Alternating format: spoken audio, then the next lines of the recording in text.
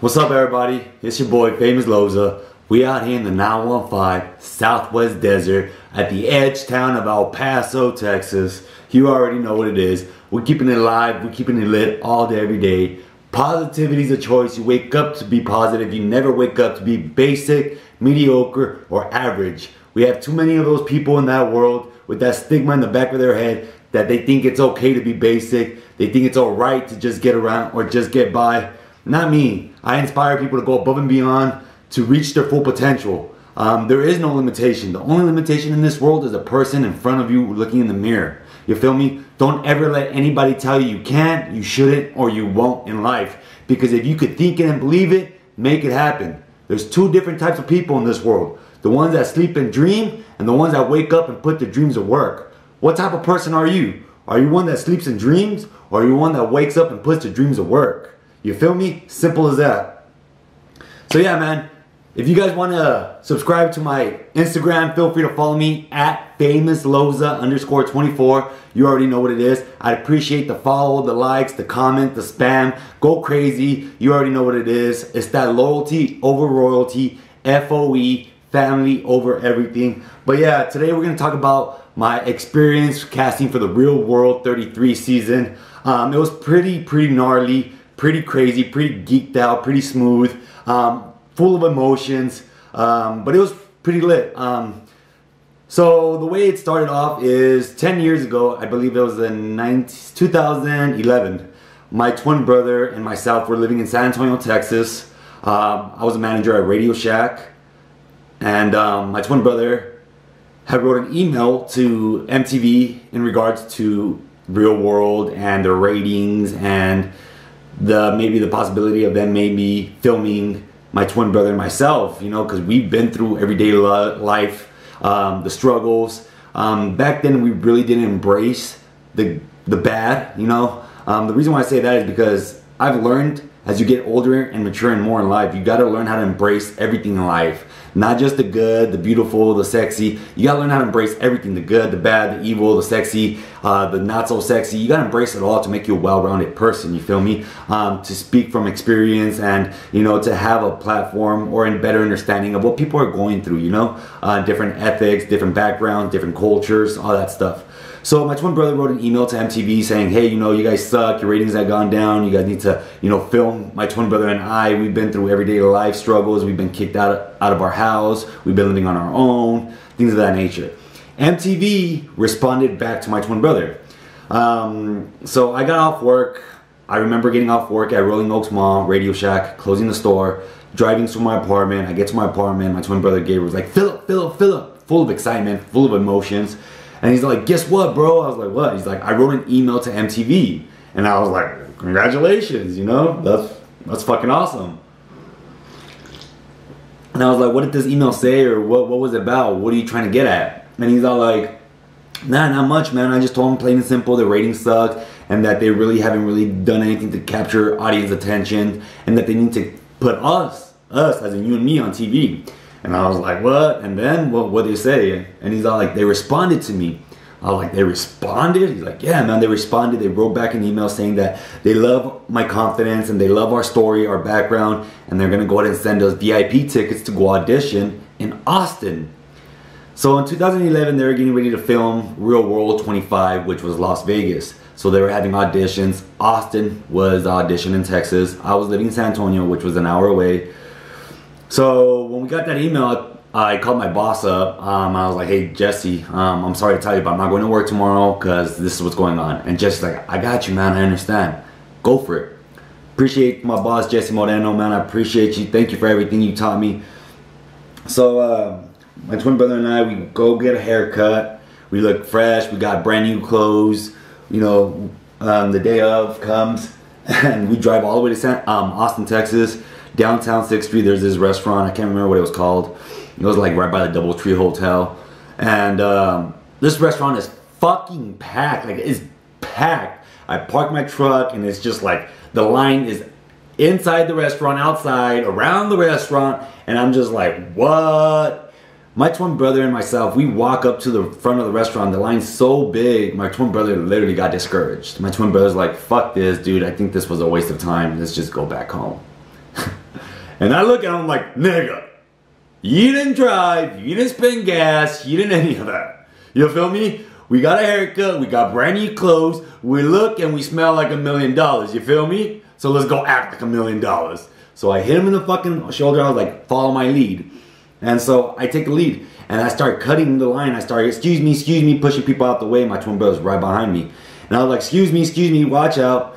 And as soon as we get to the very front of the entrance of the door or the restaurant, there's a big black bouncer. And this gentleman just like, boom, shoves his hand right on my chest. He's all like, what are you doing? And I was like, oh, I'm sorry, I'm here for the auditions. He's like, yeah, so is everybody else. Get in the back of the line. And I looked at him and I was like, I'm sorry, bro. I was like, I forgot to mention I had VIP tickets that were exclusively sent to us from MTV's producers to come into this auditions. I don't know where you're from, but VIP means you're special privilege. You get, special treatment. And this guy was just being a total prick, like, nah, whatever. But luckily, one of the main producers and directors was right next to the bouncer and said, I love these guys, come in. And we went through into the bouncer let us in, whatever. And they sit us on a table, give us a packet, and we fill out the packet with our name, number. It's like an interview, whatever. So we fill out the application and whatever. And they sit us on a round table, like 8 people. And one of the producers comes in and is like, all right, tell us we're gonna go around the table, tell us things about yourself.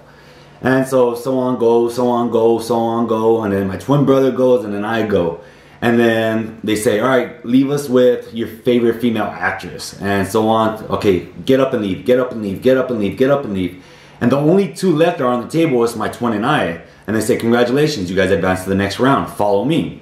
So they take us to this private room in the restaurant in the back, and they take our pictures and they give us another big ass pamphlet that has like 70 something questions to have us fill it out, and we start literally filling out the questionnaires.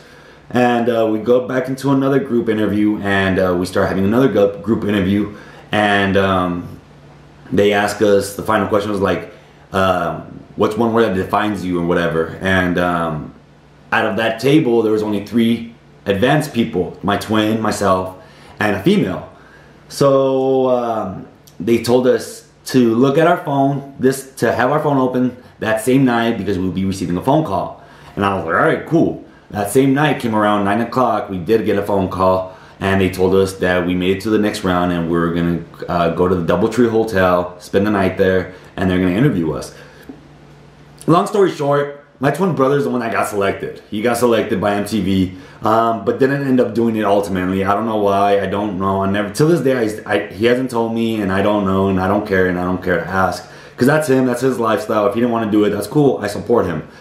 And so things fell apart, my brother didn't do it, and ever since then, I was just like, bro. Well, fast forward to like 5 years now.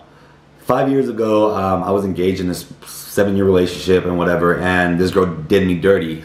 She cheated on me, she took all my shoes, my Jordans, my jerseys, my hats, my PlayStation, my television, everything I ever worked for, everything that I ever bought for myself or for us, she took it and she got rid of it. I was living in Arizona, she was in Kentucky, she did me dirty, so fell into depression. I moved back to El Paso and whatever. I decided to become everything I wanted to become, a 360, everything she didn't want me to become. I became a male model. I started doing commercials, print ads, magazine print ads, and fashion shows. I went back to school for communications and radio and television broadcasting. I had my own radio show. I started hosting local TV shows, and then the opportunity of MTV rose again through social media.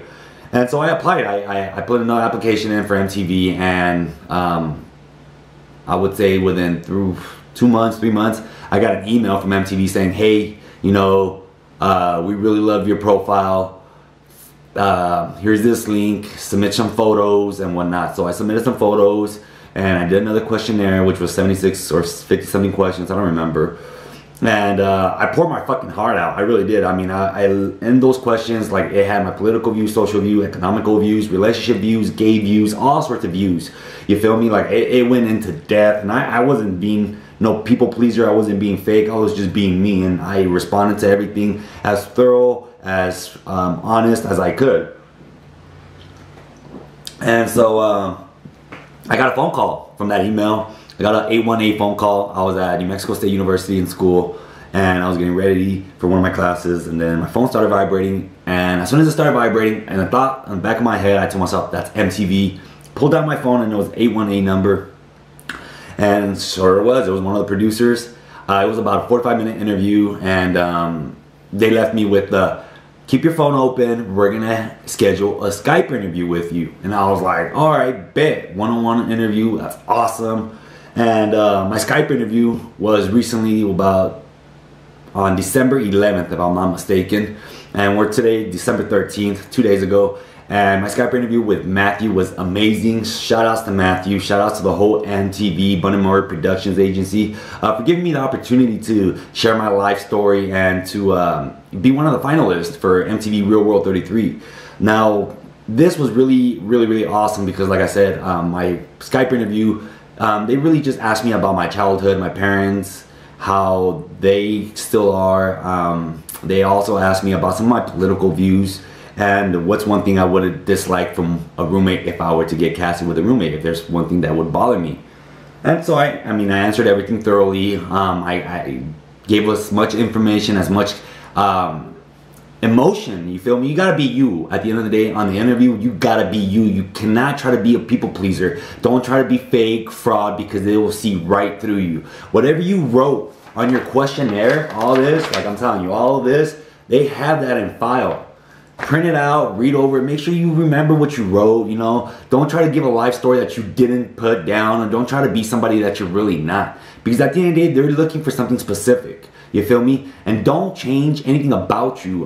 Let's say you submitted some pictures of you looking with blonde hair and a cute little nose ring right here and whatever, and a tattoo on your arm, whatever. And then the day of the interview, you show up with rainbow Takashi hair with massive piercings on right nose, left nose, nostrils, and lips, and you know you have tattoos on your eyebrows. Nah, they're literally gonna say bye.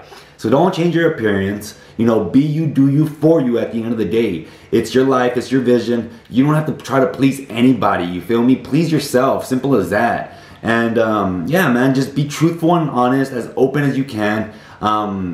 It's gonna be kind of awkward because you don't know what to expect, but at the same time, you shouldn't know what to expect. Just be you. At the end of the day, that's what it comes down to, is just be you, do you, for you. Because it's your life, it's your vision. Nobody does you better than you. An original is worth more than a copy, you dig? So keep that in mind. MTV Real World was really, it's been a thorough, long process, as you can see. I would say about maybe a 6 to 8 months, maybe a year process to get from the application to an interview to a Skype interview to all this other stuff. So literally, MTV does their job, their thorough job. They investigate, they annotate, analyze, dissect people's life and things of that nature. So they literally know what they're doing. So don't try to be somebody you're not. Like I said, be you, do you, for you. Speak about your life experiences, your happy, your cherished, your sad, your embarrassing moments. You know, let it all out. Simple as that. If you have to take a shot of whiskey or two,